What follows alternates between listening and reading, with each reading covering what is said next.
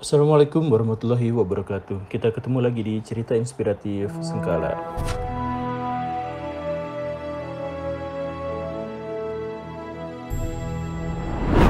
Venezuela adalah negara yang dianugerahi kekayaan alam yang melimpah. Dia ada di daerah tropis. Keanekaragaman hayatinya adalah salah satu yang paling kaya di dunia.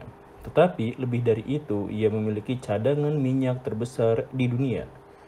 Bahkan berpotensi lebih daripada yang dimiliki oleh Saudi Arabia. Tahun 1999, Hugo Chavez berkuasa. Dengan segera ia menggunakan kekayaan minyak bumi untuk program subsidi dan bantuan sosial.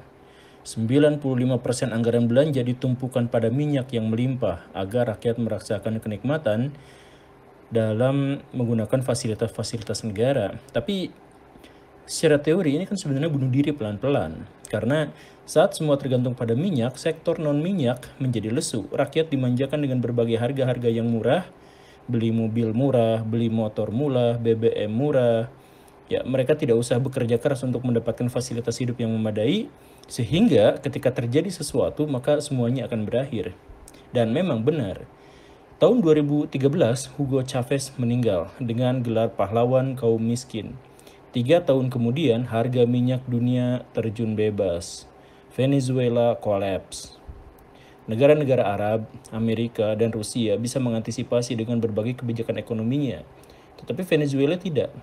Demi tetap memanjakan rakyatnya dengan subsidi, mereka malah mencetak uang lebih banyak, yang pada akhirnya memicu inflasi besar-besaran. Ini bukan sekedar inflasi, ini super tsunami inflasi. Harga secangkir kopi saja melejit menjadi 2 juta bolivar. Sebagai perbandingan, upah minimum di Venezuela setelah dinaikkan itu adalah 5 juta bolivar, yang berarti gaji sebulan hanya bisa digunakan untuk membeli 2,5 cangkir kopi. Ini memberi dampak lanjutan. Orang-orang kaya pada akhirnya pergi dari Venezuela dengan membawa serta aset-aset mereka ke tempat yang lebih layak untuk bisnis, menyisakan Venezuela sebagai tempat orang-orang miskin yang tidak bisa kemana-mana, hanya bisa menjerit dan menuntut.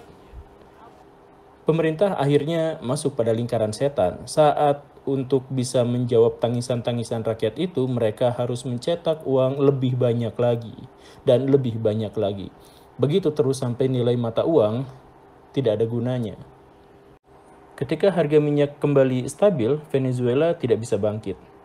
Sampai sekarang Venezuela adalah negara dengan kemiskinan yang merata, korupsi yang merajalela, kriminalitas yang terus melanda. Bahkan orang di sana tidak lagi berani berharap. Sobat, dimanapun dan dalam skala apapun, memanjakan satu pihak dengan fasilitas dan akses kehidupan sebenarnya adalah menjerumuskannya dalam perangkap kemiskinan. Mungkin dalam waktu yang singkat, memanjakan, misalkan dalam bentuk subsidi, itu bagus untuk mendorong percepatan pertumbuhan ekonomi atau untuk menekan angka kemiskinan. Tetapi jika itu dilakukan terus-menerus dan tidak dibarengi dengan program jangka panjang, itu akan menghancurkan. Dalam skala yang lebih kecil dan pribadi, anak yang besar dengan dukungan atas fasilitas gratis yang mereka terima sering tak bisa memahami apa hak dan kewajibannya. Mereka akan terlena dengan kenyamanan dan enggan berjuang untuk menemukan pertukaran yang adil. Jika sudah begitu, sebagai manusia, ia mungkin bisa mendapatkan semua akses kebahagiaan. Tetapi hanya akses, ia tak bisa menikmati kebahagiaan itu. Karena pada dasarnya kebahagiaan adalah hasil yang didapat dari pengorbanan, bukan sesuatu yang bisa dinikmati tanpa pertukaran. Semoga dipahami. Terima kasih. Assalamualaikum warahmatullahi wabarakatuh.